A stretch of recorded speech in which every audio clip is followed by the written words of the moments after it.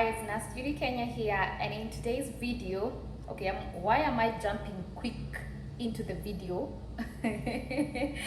Anyway, let me just say that I hope I'm gonna be able to concentrate on the lens other than concentrating on myself, because sometimes I keep checking out myself because I'm that kind of person who love themselves too much. I hope I'm gonna concentrate on the lens so that when you're watching my video, you see me looking at you and not me looking at myself.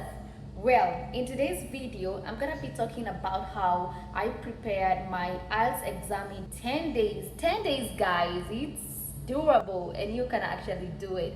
I prepared my English exam in 10 days and I passed on the first attempt, and guess what? I did not pay for any classes. I did not pay for any teacher to help me. I just used YouTube resources and that was it. I did it in 10 days, and by the time I was actually going for my exam, I kind of was still feeling like I'm not ready, but I was feeling a bit of confidence. With the exam you never feel so ready, like 100%. But yeah, I'm gonna be listing all the resources that I used. I didn't even use so many like YouTube resources, because I came to realize one thing with the exam: the more you try to use so many resources here and there and here, the more you confuse yourself. And that's something that happened with me when I was prepping for my NCLEX exam, which is the exam that nurses take when they want to go and practice abroad. Well, what is IELTS exam? IELTS exam is an English exam that you are required to take when you want to immigrate abroad, either for work or to study. And the countries that require English exam is like Australia, UK, Canada, and the US of A. In these different countries, they have different English requirement bands for the test. Like in the US, they only require see, and a proud word. And I'm not going to edit out this place. Yes. Anyway, what was I saying? In the US, they have a minimum requirement band of 6.5, which is a good thing. For the UK, Canada, and Australia, I think, is it for Canada that is so high? I think it's for Canada that is 8. Guys, can I check? Okay, it's on this phone that I'm using to record. Nilikuwa nimezikram off head, but sikumbuki. I only remember for the US, the one I did is 6.5. The overall band required is 6.5. For speaking, it's 7.5. Listening, reading, and writing is supposed to be 6.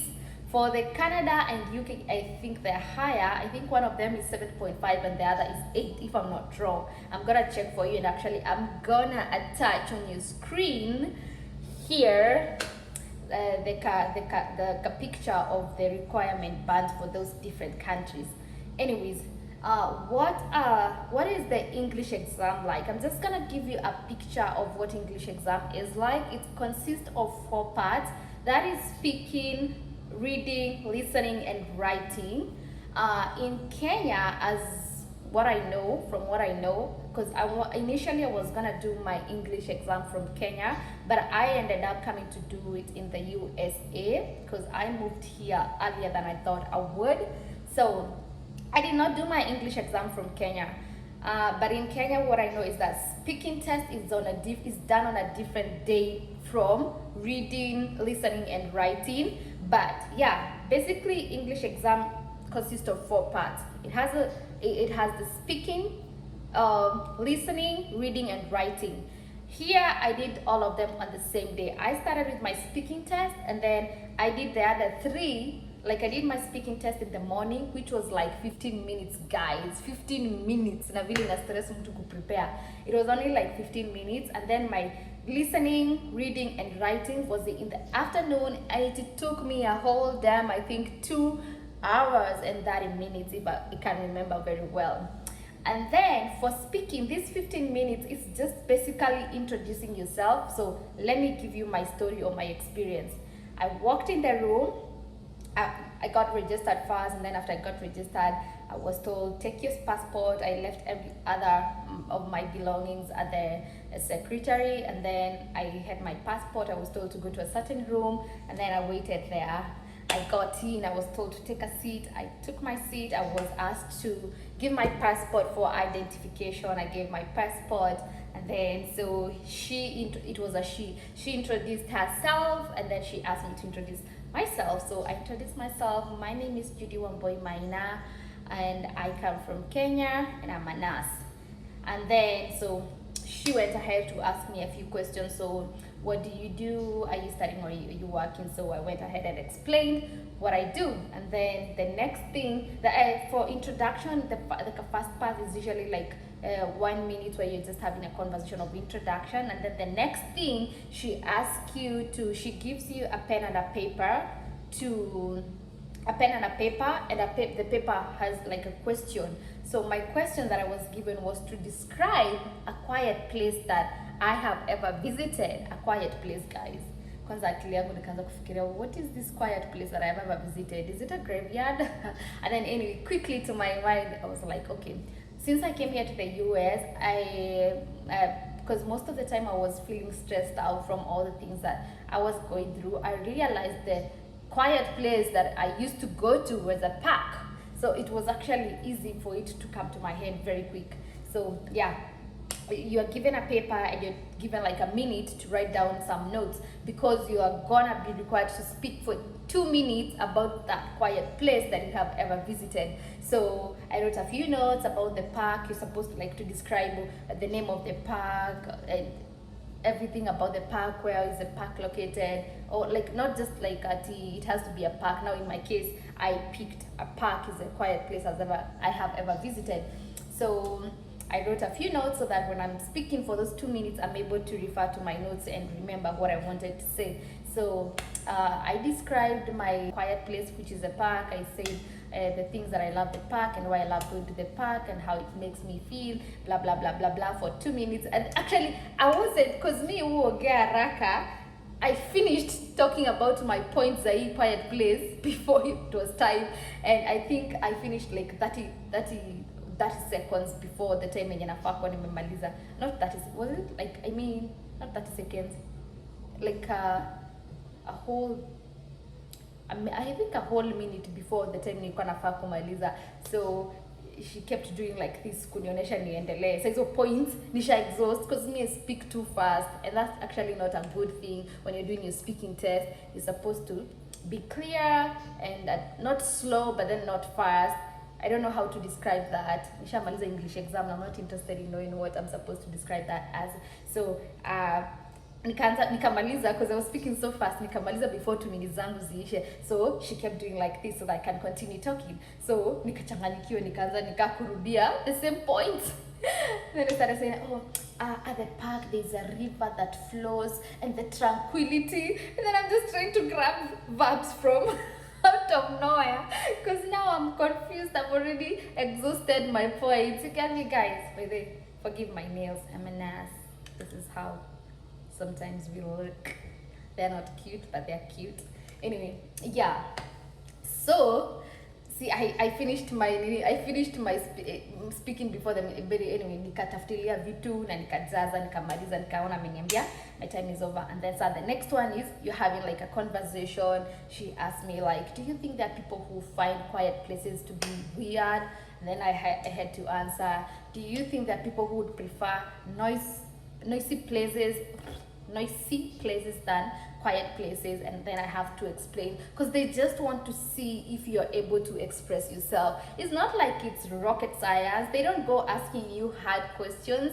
There's like a basic question, but they just want to see how are you able to express yourself. And then they want to see you being confident, you being to use grammar correctly. They want to see you the fluency. That's what basically they are looking for. It's not like, you can even lie, like, you can be asked to describe like a museum you have ever visited. If you have not visited, you don't start saying, I haven't visited, because they want you just to describe something, so that from what you're describing, they can be able to pick how is your fluency, how is your grammar, how are you expressing yourself. That's what they're basically looking for. So if you have never visited a museum and you have been asked to describe a museum that you ever visited, you're gonna have to lie. You can lie in an English exam. It's okay to lie. If you've been asked to describe something or an experience that you have never experienced, you have to lie. Maybe borrow from a friend who ever told you about something, but you have to say something. They just want to see How is your fluency? Do you have good grammar? Do you have, you know, na uko umejifunza tu vocabs? Kama mimi nakumbuka that time, there's a time my baby daddy told me something about grinning cheerfully, and I found myself incorporating that. And then there's a word, plethora, to mean a lot of people. So instead of saying a lot of people, you can say ni plethora ama ni plethora kabla nijiembarrass. I don't know, I don't care, I already passed. And by the way, let me tell you, if you have failed English exam, it's not like you're stupid. That English exam can be challenging. To some extent, I feel like it was by luck. Actually, for the Ielts exam and for NCLEX exam, somehow I feel like I have passed those two exams by luck. Because I remember my speaking test, venye nilimaliza before time, I knew that it's gonna probably make me fail. So I wasn't sure if, you know. And then now, after I finished my speaking test, so I had like 2 hours in between. And can you imagine even those 2 hours? I didn't even go to try and revise, but I remember I had a problem with writing essays. Nilienda tu, after nimemaliza speaking test, nikaenda YouTube, nikajaribu kuanza kupitia essays, because I was thinking, kani essay itanipatia, for writing now, essay itanipatia problem. But anyway, nikapitia essays kidogo just before my exam. I didn't do a lot. Nikaenda tu nikachill kwa gari, we just waited. Already me, I was panicking because I didn't know whether I'm gonna do well on the speaking that I had just done. Haya, nikaingia. So kuingia, the evening one was comprised of, in the same sitting, it was comprised of the listening, reading, and writing. So the reading, the listening ndio unaanzia nayo. It has 4 parts. For reading, writing, and listening, each of them is gonna 4 parts. Like kwa listening iko na 4 parts, reading iko na 4 parts, and listening pia, writing iko na 4 parts. So it started my exam. I don't know whether it's everybody's exam, but my exam started with the listening. So unapatiwa headphones, make sure the volume is okay. Make sure, guys, you're paying attention. Otherwise, accent yao itakupita. Hey. So I put on the headphones, the volume was okay, they played an audio, and I felt like the volume was good and I was good to go. So what they usually do on the listening, it can be a conversation of someone, like booking a reservation, like just someone and a secretary, or just like, you know, a receptionist in a hotel and someone calling to book a reservation. So you're supposed to listen to that conversation, and then there are gonna be like a part 1 that comprises of 10 questions. As you listen, you're supposed to be picking answers from that, because first of all, you're supposed to go through the questions so that when you listen, you're supposed to go through the part 1 questions, and then ukisha go through the 10 questions, ukianza kusikiza sasa, you're supposed to pick from questions zenye umesoma, you're supposed to pick answers as you listen. So unapata ni kama ni conversation between receptionist and somebody is booking for reservation. So unapata anasema, hello, my name is Jerry, I'm calling to book a reservation, what, and then maybe receptionist anamuuliza what's your address. Unapata kuna pahali kwa question kuna dash imeachwa with the sasa unafaa kujaza like the street address yenye huo mtu atapeana. So you have to be keen to listen to what they're saying, because from what that conversation is where you're supposed to pick answers as you answer, and you're not given time for you to listen and now time to answer. No, it's you're listening and you're jazzaing at the same time. So you have to keep up with the pace. Where mi karibu nipite, I think part 1 when nilimaliza ikanipatia problem. I was pressing next and it wasn't going to next, and already part 2 the audio ishaanza kuplay, guys, na ninajaribu kufinya next, najaribu kuinua mkono wa kuja wanisaidie. I think they were not seeing, but eventually I was able. By the time I'm going to the next page, nisome hizo question, already the audio is playing. Okay, I was confused. Now that's why I felt like, guys, sasa now this listening test is gonna make me fail. And for sure I left the room just because of the listening test. I felt like and you know, in English exam, if you fail one part, you're gonna listen, you're gonna repeat the whole thing. Let's say you score at 8, 7.5 and 5.5, you're gonna repeat the whole damn thing. That's the worst thing about English exam.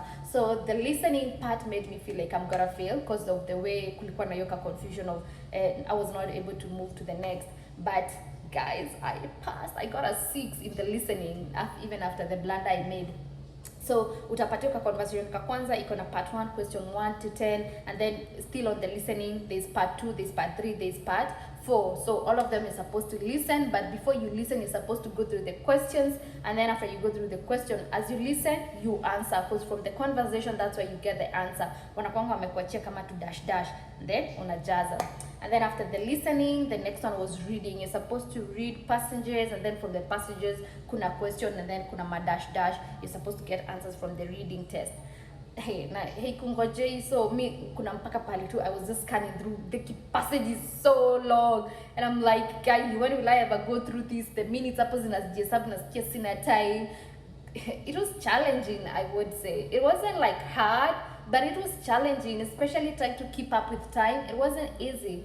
So you read a passage, and then sa unaenda kwa question, unapata kuna kwingine kuna sasa question, and then iko na dash. I'm gonna give you I'm gonna attach a YouTube where you're gonna see how those questions are usually zinaponga zimewekwa kama aje. So after I finished my reading, I had the part 1, part 2, part 3, and part 4. Then I went to writing. Writing sana you're supposed to practice prior. You're supposed to practice about how to answer questions on the bar graphs, pie charts, and tables, because that's what is gonna be on the exam. They give you a pie chart and bar graphs and tables and what's not of, like, you know. And now you're supposed to describe that pie chart or that.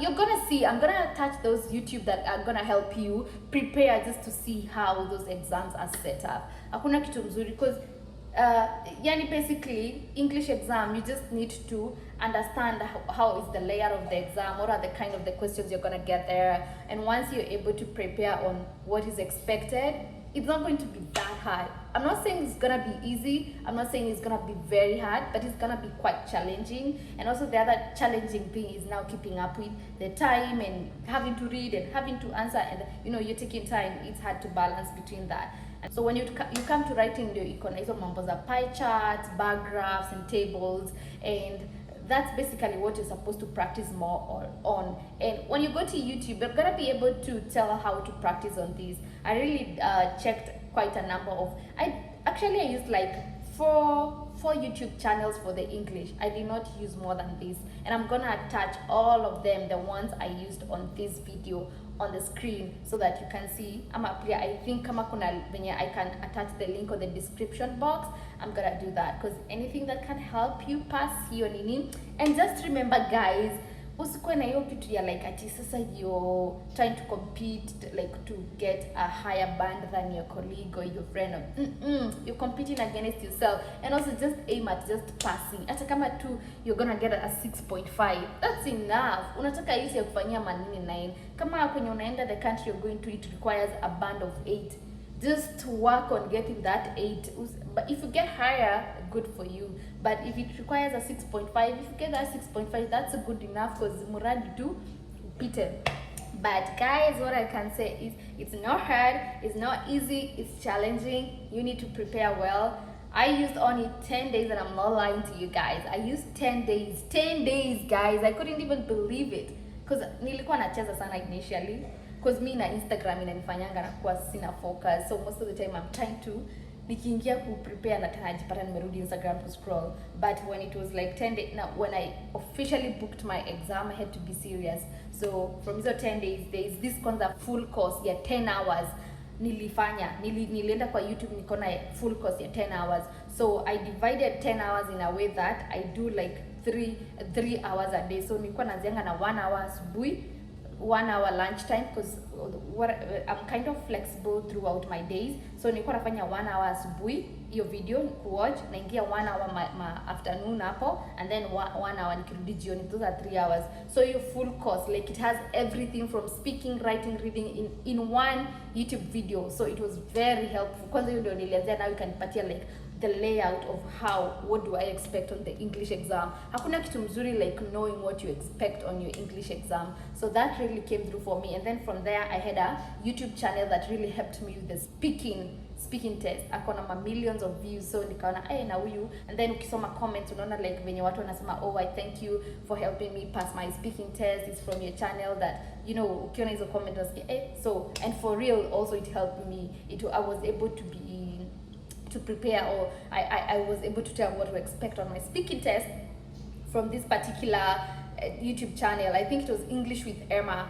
She's very popular.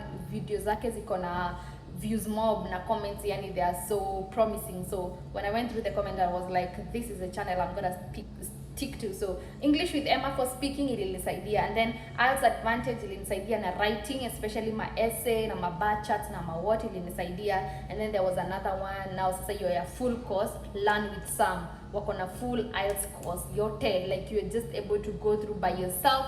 You don't have to enroll because it's expensive. Already the test, I think in Kenya, without the cost ya kufunzwa, it's 30,000. And then sasa ukisema uenroll in a class is another like 30,000.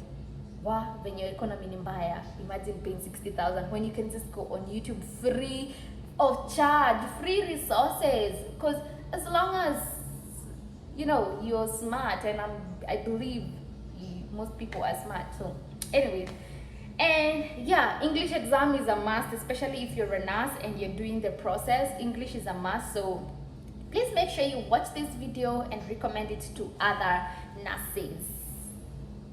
I hope I was able to cover everything that you guys need to know about prepping for the English exam. Bye bye, all the best.